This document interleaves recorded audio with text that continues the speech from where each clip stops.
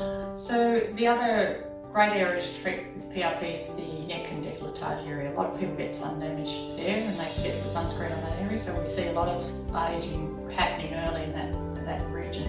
And it's not a very great region to treat with anything else we've got in our toolbox. So things like Botox and fillers aren't really that great or indicated in that region, and we find that PRP is probably the best treatment to help that sort of rejuvenation that we can get in the neck.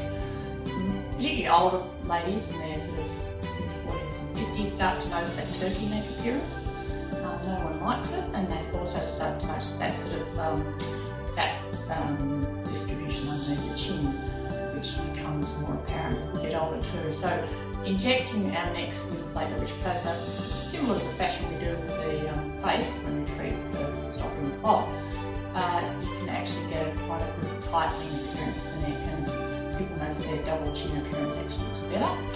Their décolletage, where they've had a lot of sun damage and previous pigmentation issues from the sun, improves, and then the process of dermapening on afterwards helps tighten the skin as well.